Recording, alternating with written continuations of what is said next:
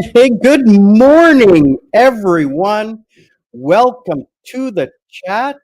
I am Sri Lankan Sammy, live streaming today to you from Jayala, Sri Lanka,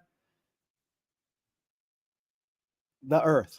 I am Sri Lankan Sammy, retired with mom and dad. Welcome to the show. I want to say thank you, everyone, for joining, for liking, for sharing, for commenting. Let's make sure the sound and everything is working okay so that you guys are happy. Yeah, okay, sounds good. Video looks good. Um, so happy Sunday Funday. It is, what time is it now? It is 8:30, 8:20 local time in Sri Lanka, and it is hot, hot, hot, hot. So today we're going to talk about, what the heck is going on in the world. We're not going to talk specifically about what's going on in the world. We're going to talk about what can you do to help yourself from getting caught up in it, stressing out, worrying about it, etc. What can you do? What can we do to help each other through this madness? What have I done to maintain my sanity? Because these are serious things, right? These are serious things that can cause a lot of problems for people. So I'm not a mental health expert or anything. I'm just going to talk to you about what I have done. Maybe you can copy me, or maybe you can give me some advice. So please comment below. Let me know. Say hi. Let me know where you're from. And if you have any questions, please comment below. If you're watching after the fact, you can leave a comment. Okay, please. I really would appreciate a like and a comment. Of course, hit that subscribe button. And the channel is monetized, so please support the channel by watching a commercial all the way through. Click the commercial. It'll really help the channel. If you want to support what we do here, the Sri Lankan Sammy family, you can support our charity by clicking the link on the link below.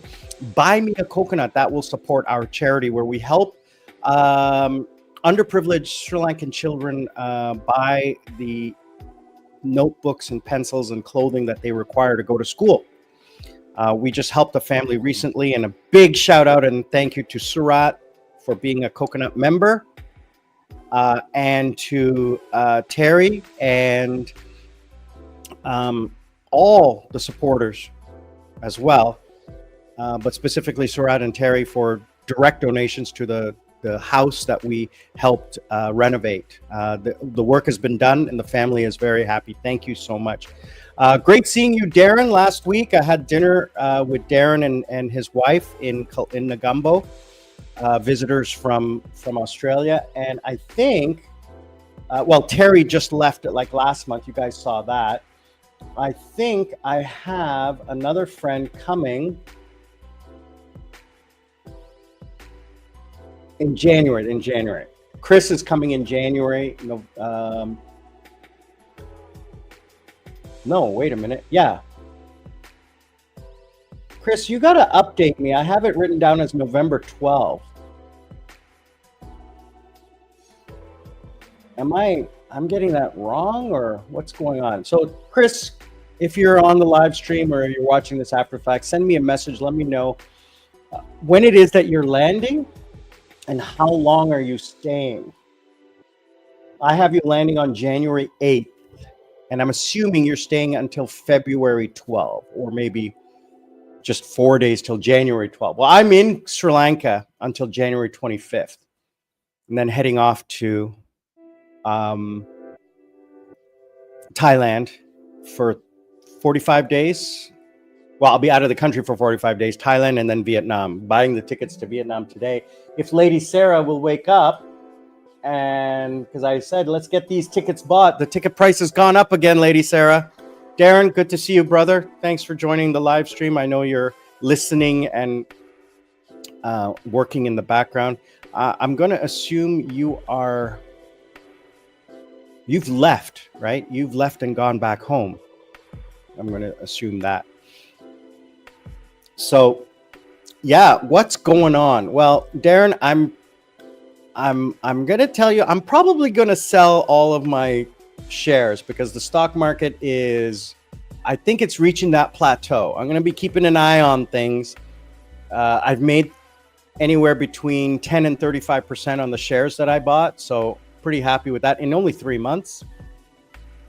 But I'm with the way the world is going, I'm gonna buy into gold. I'm gonna buy into gold. You know, the price of gold, it just keeps going, and if I just let it sit there for the next 3 to 5 years, I mean, it's never going to stop. I don't know why I never bought gold before, but I did some calculations, and based on projections, it's a no-brainer. Yeah, at home empty the dishwasher. At home in Australia or at home in Sri Lanka? Because you got two, brother, and you got a third one in China as well. Yeah, I can't lose money selling for profit. I am in profit on all of my shares. So, some are just like, 1 or 2%, but I'm 38% on my banking stock. And I bought September 1st, and today is November 17th. So all of September, all of October, half of November, not even 3 months. And I'm huge profits. So, but I have a feeling that the market is going to plateau, or you're going to get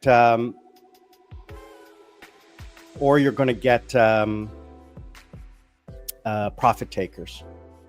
Yeah, gold is coming off of a high, but the thing is that once it starts, you buy in the dip, and you never know when the dip is. So that's when I bought in the Sri Lankan stock market. I bought during the dip, and it kept on dipping for another week and then just shot right back up. So you don't want to, I'm not a day trader. So if I buy gold today, I'm not going to sell it for 2 years, 3 years. I have a number in my head. When I hit that number, that's when I'm going to sell. So I'm not overly concerned, and I'm not talking about hundreds of thousands of US dollars. I'm talking about a good quantity of money, but not that amount.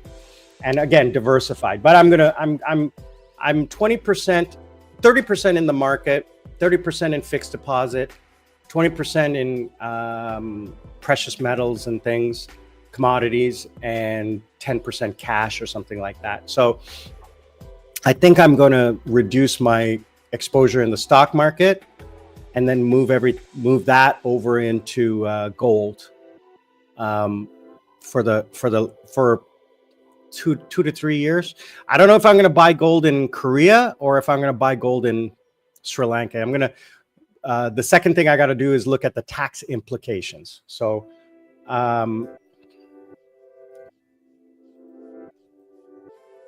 yeah, I mean, it's just ridiculous as to where it is right now. Had you bought gold 2 years ago and sold today, you're looking at a 60% profit. That's ridiculous. And it you look back on the trends, and it's just that happens every couple of years. So you got to catch that wave. So, and it's not going to go down over the next 5 years. It's going to go down over the next year, or the next 6 months, maybe the next, at least 2 years, but 5 years, nah, it's not going to do that. So anyway, what's going on in the world, and what can you do? Well, I've talked about this a lot to you all, and it's get rid of that stress in your life. And there's 3 things that cause stress. We've talked about this before. It's money, relationships, and health. So health, I heard this quote just the other day, and this is very important to me. But before we discuss that, just let me grab some water before we get into it. Give me 1 second, okay? Thank you.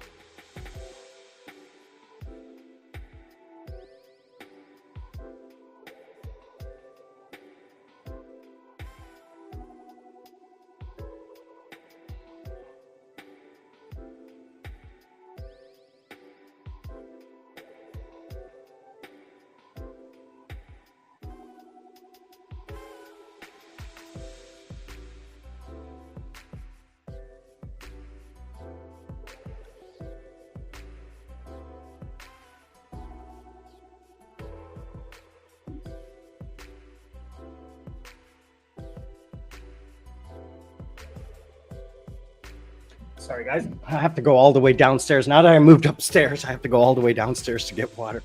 So anyway, getting rid of the stresses in your life is part of it. Okay. So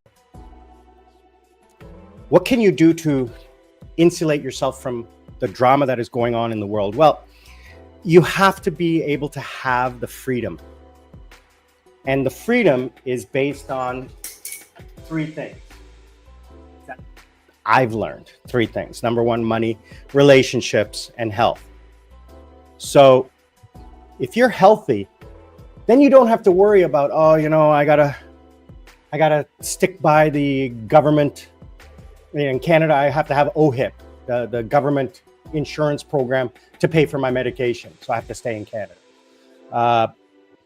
I have this debilitating illness that I only trust my local doctor. What is the medical establishment in another country? Because what I'm suggesting is leaving your home country, going to some place where you can truly be happy. So here's the quote that I heard and is really sticking in my head. And the quote is this: if you don't change something that is bothering you or that is stopping you from accomplishing your goals, then you're choosing that thing. If you're not changing, you're choosing. Okay, and that goes along with my slogan, learn to live life, don't let life live you. Okay? You have to take that risk.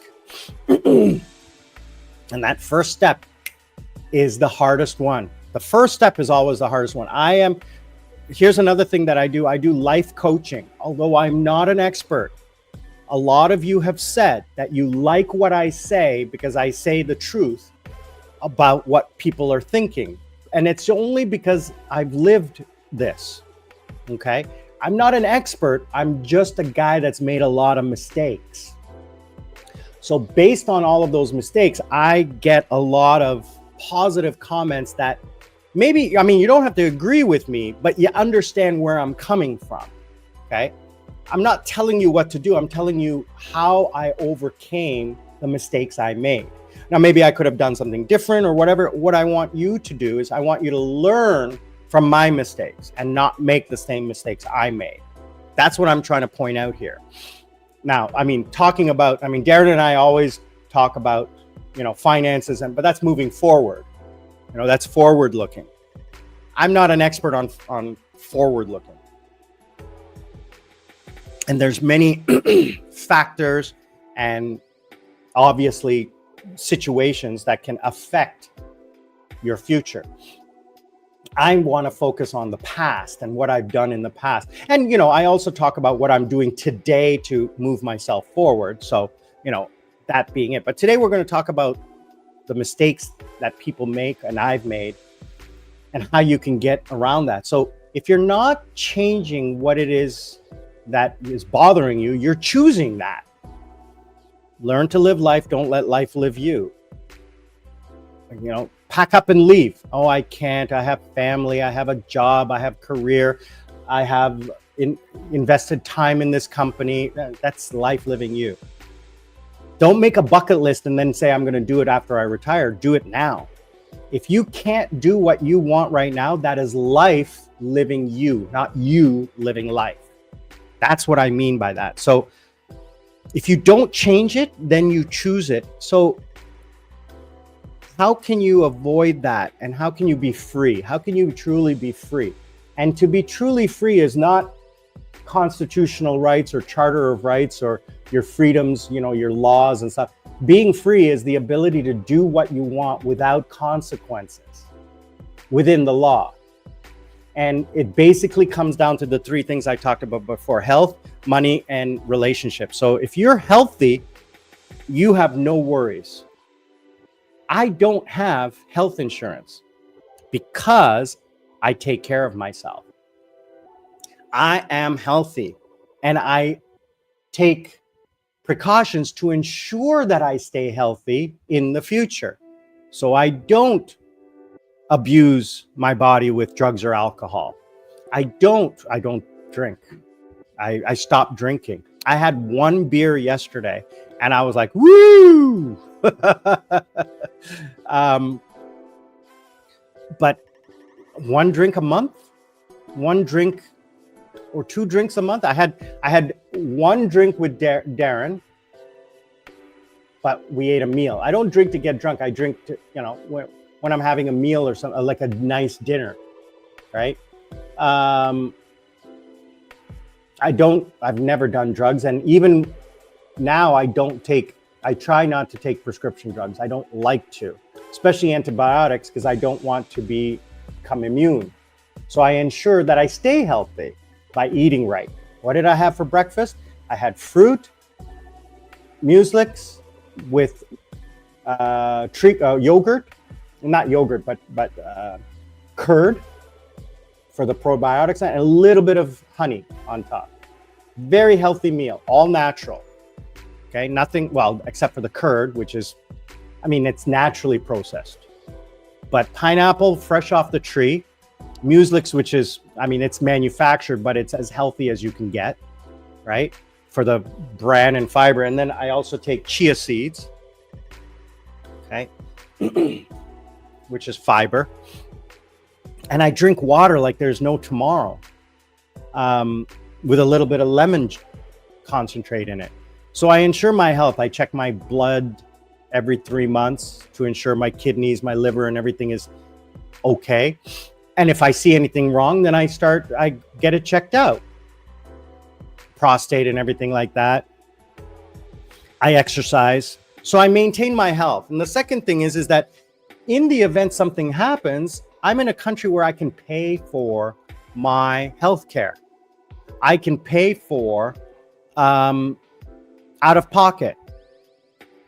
And so far in 3 years, the amount I've paid is less than I would if I bought health insurance, which doesn't pay for everything anyway. Like, you're paying $100 a month for health insurance. You better use $100 a month worth of health care. And I haven't yet. So I figure, why do that? Why just not pay out of pocket? Now, I have life insurance and health care covered by the house. So if I have a heart attack, cancer, stroke, car accident, I'm covered. Okay, so, but I still have the money to pay for emergency health care in Sri Lanka, not in America. Nobody does. Nobody has the money to pay for health care in America.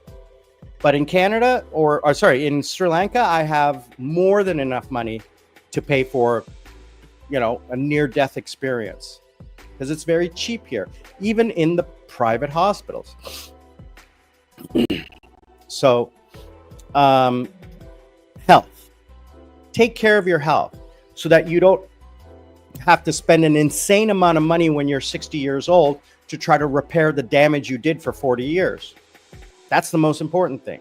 And be in a country that you can afford to pay for that health care. Okay? That's the first thing. The second thing is relationships. This is a very personal and touchy subject. I'm just going to talk about my situation. I was married. From the time I started dating my ex-wife till the time we divorced was about 10 years. I was 38, and then I left Canada at 39 and ended up in Korea. Since the time I landed in Korea, I've been single. I've dated. I had casual girlfriends. Nothing very serious. And after the first couple of years, it got to the point where, why should I? Why should I change how happy I am to be with you? It's not, oh, can you be with me? No, why should I change to be with you? Sell me you in my head. So my relationships never lasted long because I never compromised, and the women got tired of not being in a relationship because I'm not interested in compromising.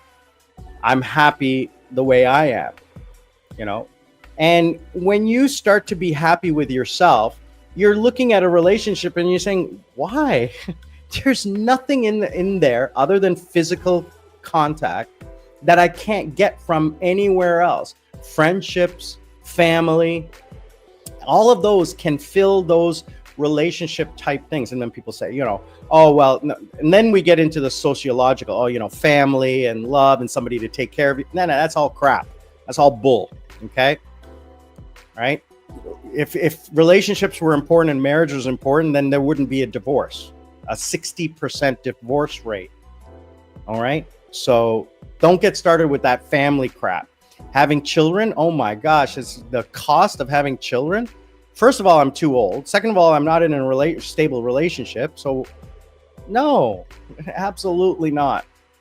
I don't fault people having kids. I'm not saying don't. I'm just saying understand that when you make that commitment, it's a commitment and it's going to cause you stress. It's not all 100% rosy.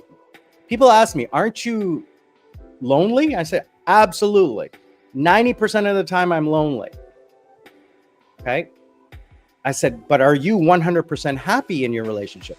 And they start to say, oh yeah, I said, no.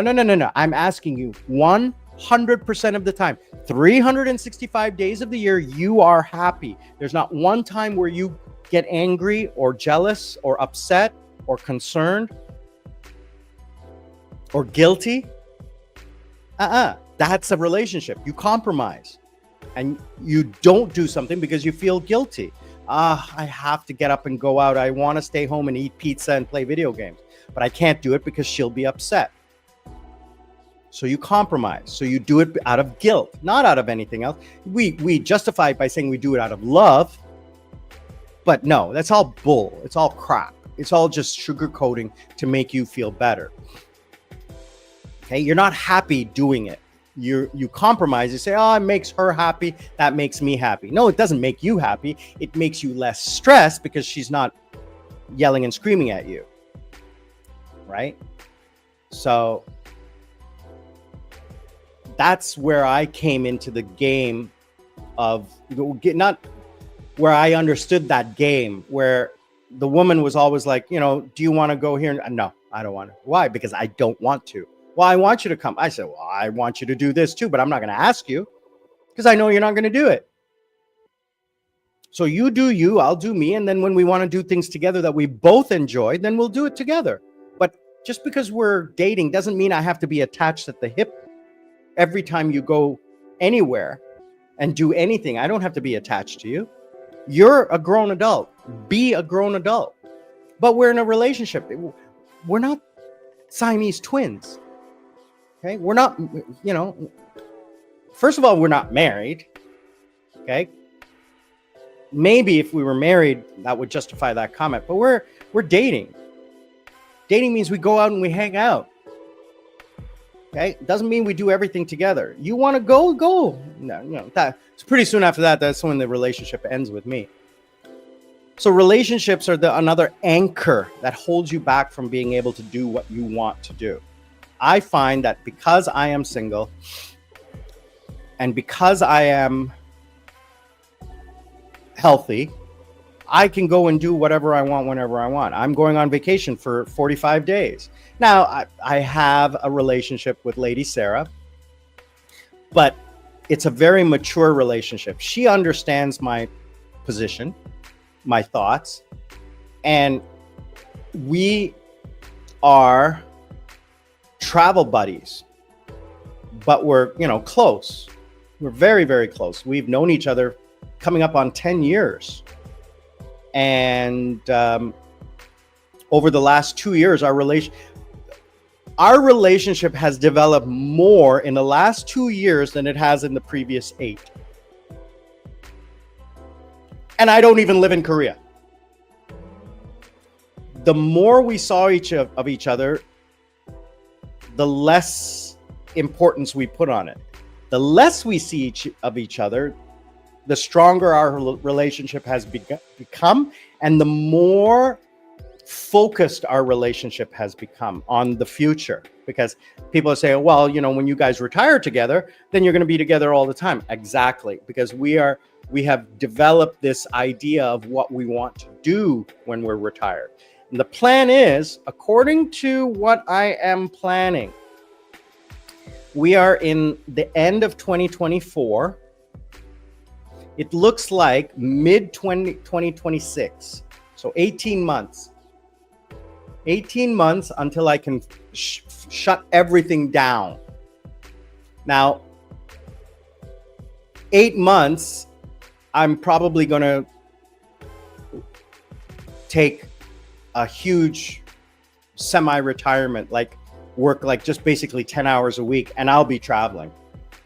I won't be in Sri Lanka like I am right now, working 30 hours a week or whatever. I'll have enough money put away to continue to start my retirement. But I have to wait for Lady Sarah. She's got a plan, and I mean, she's well off. She hit her target recently, and we're celebrating next month when we go to Thailand.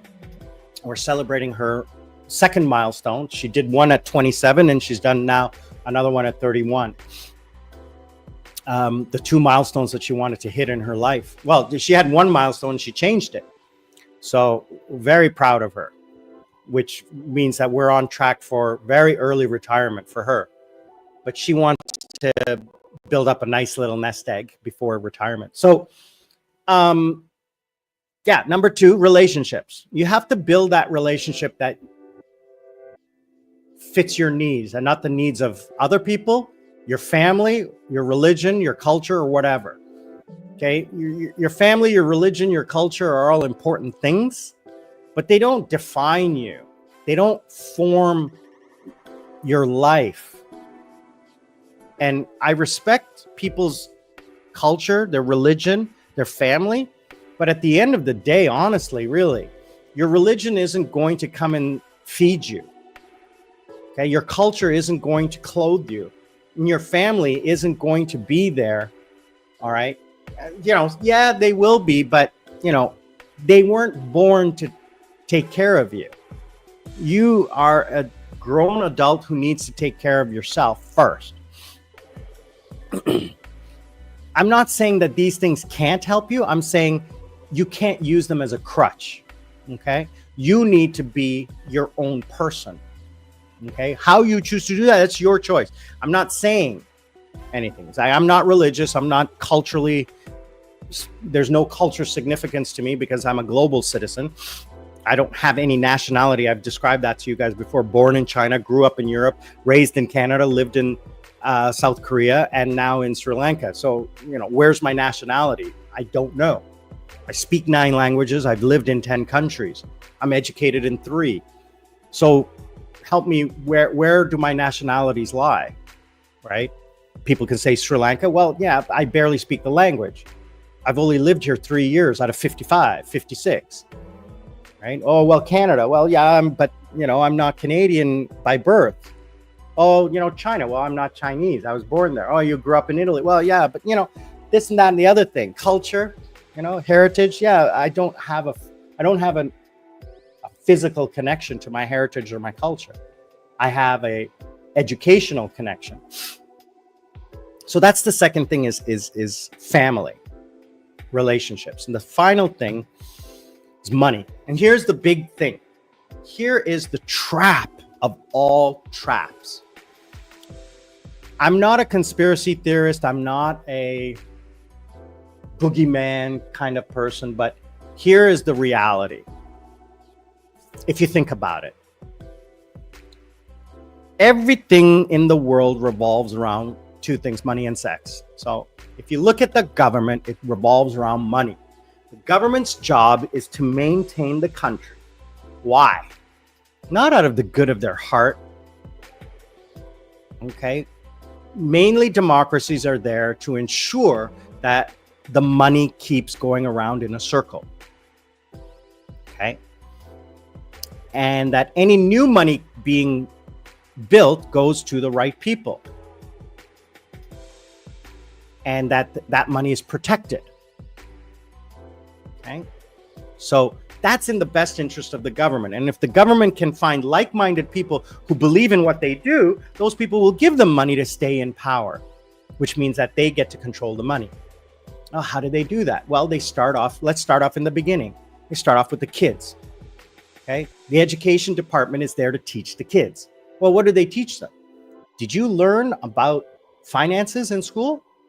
Did you learn about how to vote, how to open a credit card, how to pay a credit card, how to use revolving credit, how to use your assets as a collateral against a loan, low interest loan, and leverage that to purchase more assets, real estate, how to do your taxes? They don't teach you these things in school. Why don't they teach you these things in school? Because the government doesn't wish to educate you on getting more money than you should. Because if you get too much money, then you will learn how to not pay taxes. And they don't want that. They want you working and paying taxes. They don't care about rich people because rich people don't have cash. Rich people have investments. Okay? Elon Musk does not have $1 billion in his bank account. Okay? All these billionaires don't have $1 billion in their bank account. You can't tax them. People say, oh, we should tax the rich. Well, how? They don't have any money. They don't earn any money. They don't get a salary. They have a company that buys them things, that leases them things. It's the company that takes the expense. Okay? If I was a billionaire, I would open up a company. That company would then get assets from my company, okay, from like the company that I own that is on paper super rich. And this secondary company, which is owned by the main company, would then use those assets as collateral from the bank to get a loan, low interest loan. That money would be taken and purchase stock, which pays a dividend, which I can use then to pay off the loan. But I'm earning money on that. So the company earns money. It's a profitable company. And company expenses my home, expenses my clothes, my furniture, my food, because I'm a consultant for that company, but I earn $0. It's perfectly legal. Okay. I don't own anything. I don't pay for anything. I use a company credit card for everything. And it's all expensed. I mean, I'm broad strokes, brushing the whole thing with a very simple analogy, but that's basically what happens. So, I mean, here's very simple for you. If you have kids, start a company with your own money, a legal company. Start a company with your own money. You're now an investor in that company. So you have stocks, you have a pension fund, you have mutual funds, you have savings accounts, and you're invested in a company. Those are your 5 assets. Okay, you're earning profits on all of these, and you're paying income tax on investment tax. But this company is invested with your money, your cash, just like these are. Okay, just like these other 4 assets, your home, your stocks, your everything, all of those are earning money, and you're paying taxes on those. Now your company is a research company, and your company researches children's products. Oh, that's interesting. You have children. Well, what kind of products does your company research? Well, diapers, food, cribs, car seats, clothes, doctor's appointments. All of those are expensed by the company. Now, the company is spending your money. But here's the trick. The company also sells these research products. Oh, we researched this food. My child didn't like it. Oh, government, IRS, I can't sell this product. Nobody's buying my research products. So your company's losing money. Your kids, by the way, are employees. So is your wife and your grandparents, or your wife. And you're paying them from your savings account to the company bank account to your wife and your kids. Okay? Now, you're paying them just under the amount that is taxable, $30,000 a year or whatever it is, whatever the number is in your country. So they don't pay any income tax. And your kids don't pay income tax. You're transferring your savings to the company. The company is now paying your kids. You're transferring wealth to your kids. perfectly legal. You just have to set it up using a tax lawyer, not a tax accountant, a tax lawyer. And the rich people know this because they learn these in their Ivy League schools. Why do they teach it only in Ivy League schools or in business schools? Because only the rich can afford to go there. If we learned how to do these things that the rich people do, we would all have money, but we can't afford it, or we don't have enough money to do it, because you need a lot of money to be able to do those kinds of things that these rich people do. But we don't get taught that. Okay. So how do we survive? Well, like I said, you get your health in order, you get your relationships in order, and then you get your money in order. And getting your money in order means this: not getting into debt. If I could go back and give one sentence to myself or anyone at the age of 20, is sacrifice 5 years of your life to recoup 50 years of your life. You sacrifice 5 years in your 20s, you can retire by the time you're 30. Look at Lady Sarah. She's just ready to retire. She's 31. She started at 22. Now, she still lives. She doesn't sacrifice, but she still lives. She eats well, she travels well, but she works crazy hours, 60, 80 hours a week, always working, making really good money. But she hustles. Right? She sacrificed for years. I barely saw her when I lived in Korea, like 4 hours a week, barely. And it was like Sunday nights. That's it. She'd come over Sunday nights. We have dinner, whatever, and blah, blah, and then she'd go home.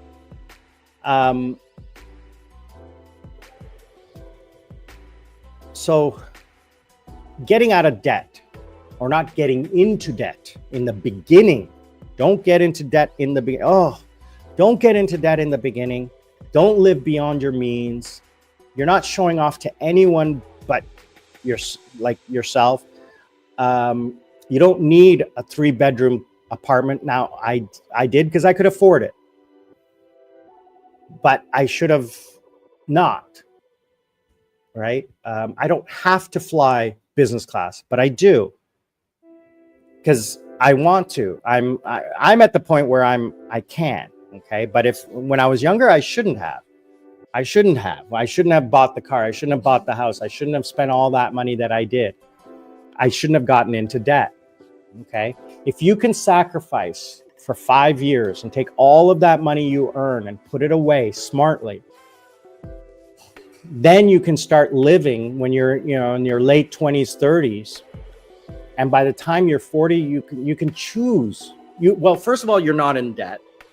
And you can live happier because you can choose the job you want to do. You can quit your job. Every year you can quit your job. Go to another job. What do you care? What do you care? Because you got money in the bank. I can technically quit right now if I wanted to and retire, but I want to live a very comfortable life, and I want to save for the time where I have to actually hire somebody to take care of me in 20 years. Knock on wood, I don't never have to do that. Right? But, I'm 56 next month. I've got at least 30 years if you count my dad, who's 88. I've got at least 30 years. So I've got some time, but the next 15 are going to be easy. But after that, it's going to get a little harder. So I'm going to have to, make sure that I have enough money to take care of that.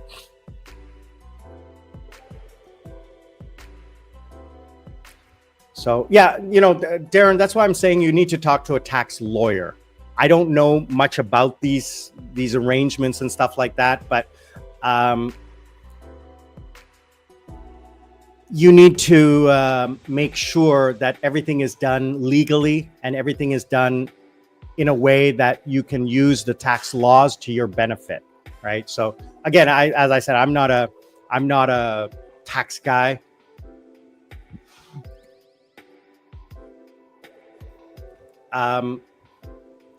Yeah, again, I'm not advising anyone to do what it is. First, find out what are the tax implications, because giving money to family in Canada, you are limited, and even in the US, you're limited by how much cash you can give to your immediate family. I mean, in South Korea, you can't. Everything is traced. And you know, the Samsung family, when the Samsung grandfather passed away, the children and grandchildren inherited his stock and his art and everything. And that was a few years ago. And they had to pay US dollars 10 billion US dollars in tax. I'm going to say that again. 10 billion in US dollars in tax. Now they're paying in installments. Think about it. $billion US dollars in tax when their grandfather died, when the father died. The children, the 4 or 5 children, and the however many grandchildren, and the wife had to pay a combined tax bill of 10 billion US dollars. 10 million wouldn't be a big deal, but 10 billion dollars. We can't even comprehend that. And 5 years, they have 5 years to pay it. So they're paying $2 billion since April 2021. I mean, that's ridiculous. Right now, that's approximately 40%. So, you know, they get to keep 12 billion, which is a huge amount. But if you only have $10,000 and the government takes 40%, that's a lot of money going away after you've paid taxes on that money. That's money you have saved.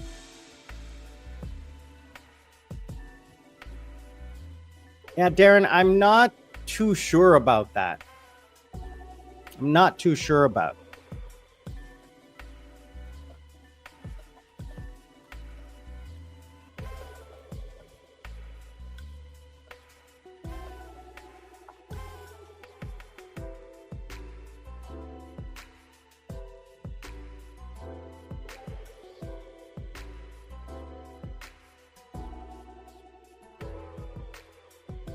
Oh, it's a gift. You're right.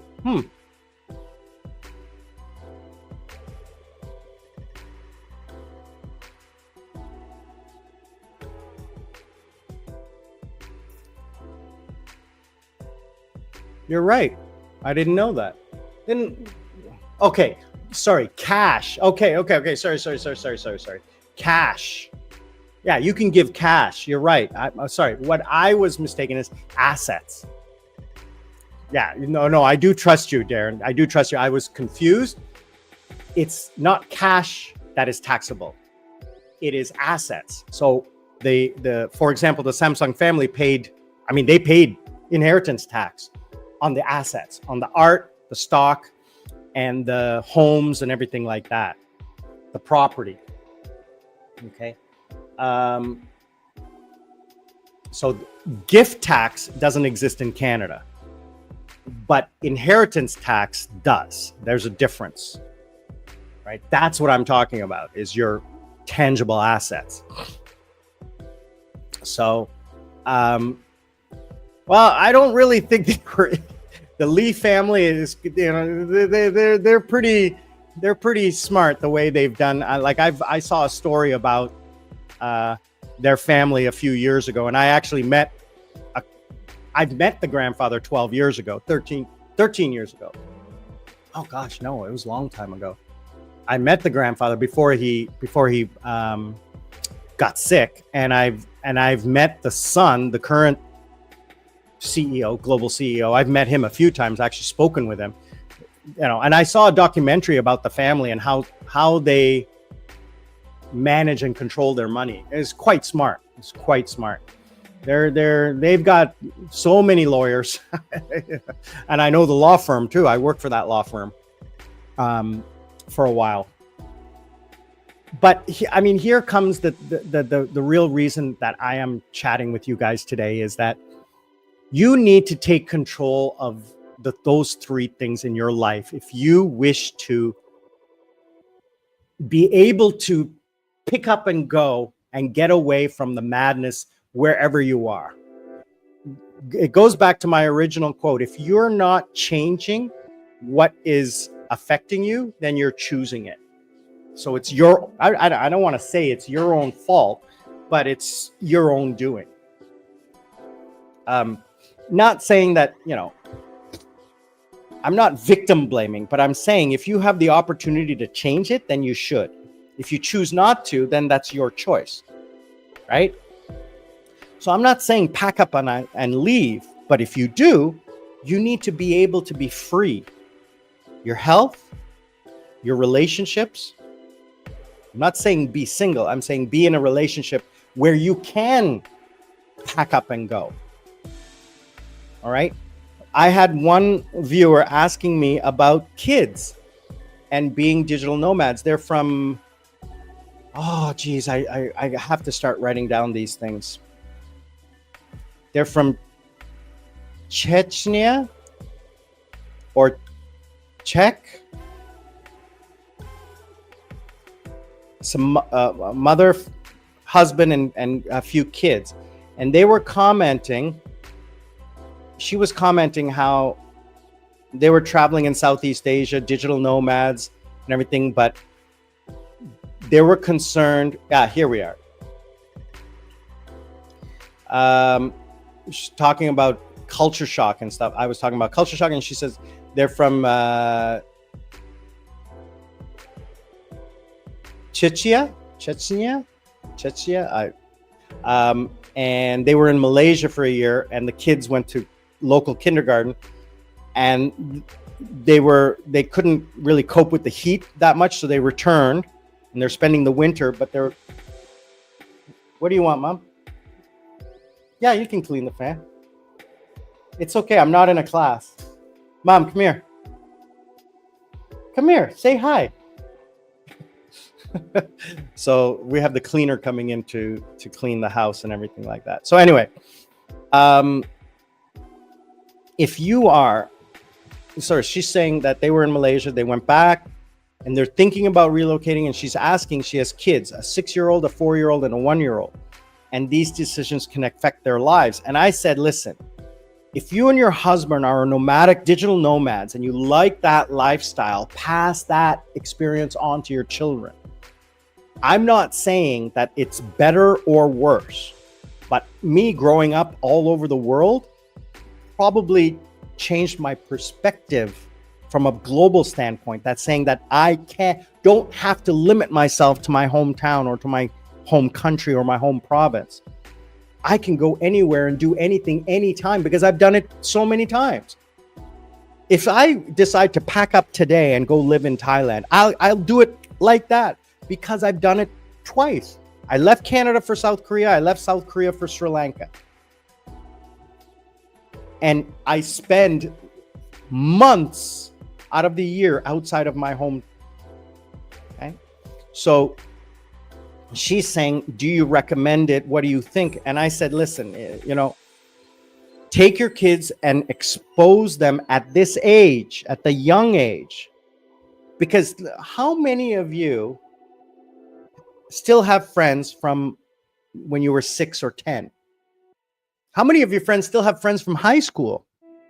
I mean, maybe you say hi to them once in a while on Facebook or anything like that, but really? How many of you still have friends from college?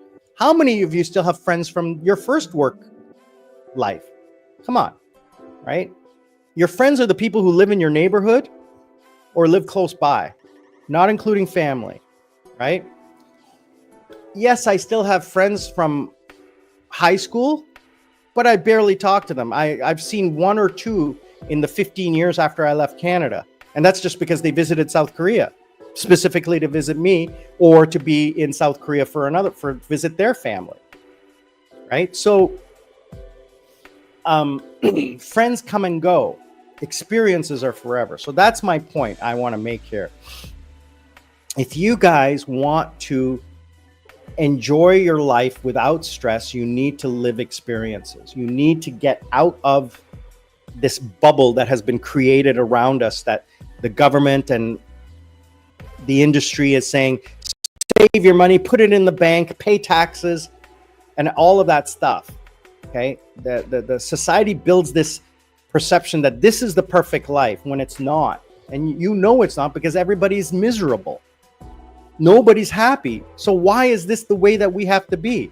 Our religions are telling us this, our parents are telling us this, our government is telling us this, but nobody's happy. You look at any Western country and everybody's angry. Okay, for one reason or another. Get out. Get out and go to a place where you can be happy doing what you want. Now, you're never going to be 100% happy, but you can minimize the stresses in your life, your health, your relationships, and your money. And it's always better on a beach. How can anything be wrong on a beach? Okay, come on, in a tropical paradise where the cost of living is 20% of what it is in the West. Yes, there's inflation. Yes, there's political turmoil. There's nowhere in the world you can go where it doesn't exist. But you can remove yourself from that. I don't live in the city. I live in the countryside. If there's a power cut, so what?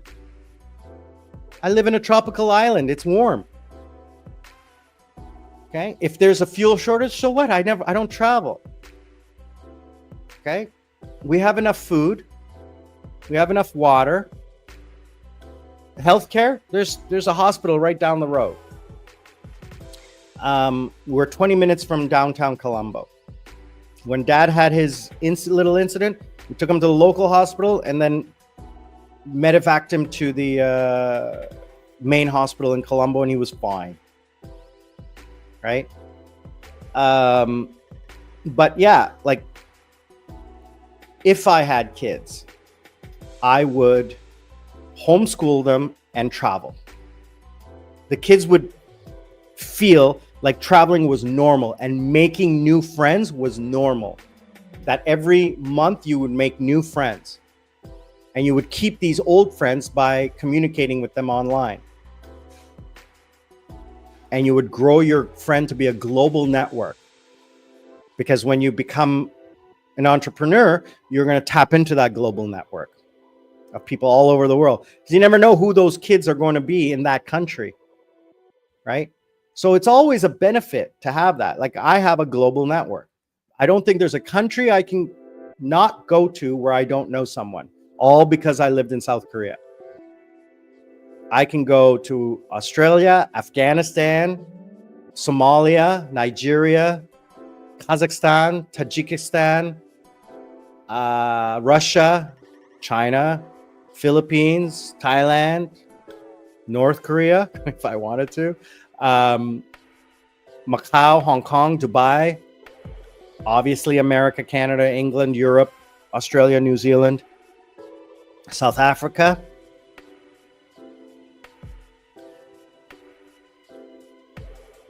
Brazil, Argentina. I've met people from all over the world and made connections to these people. And I've been invited. How many times I've been invited? Before the collapse of Afghanistan, I was very close friends with one of the first ministers. They call them first ministers, but they were consular officials. Not the ambassador, but consular officials. And how many times he's invited, he said, anytime you want to come to Afghanistan, I will take you and show you the beauty of your country. I said, absolutely. It's one place I'd love to go and see. Iraq, Iran, Afghanistan, those are countries I would love to go and see what I don't see on TV, right? And I've met people like that, YouTubers, who say, what you see on CNN is not what it is here. It is 180 degrees different. Yes, it is. It happens, but not like what everywhere. Same thing that happens in the West. It's not the same thing, right? So that is my rant or speech for today, guys. I just wanted you to think about why you would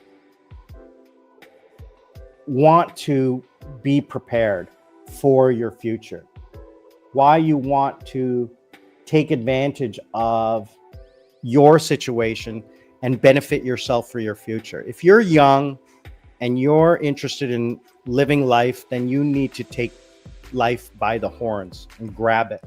All right. I'm Sri Lankan Sammy. I want to say thank you guys for liking, sharing, commenting. Please click an ad, watch an ad, make a like, buy me a coconut. We'll see you all on the other side.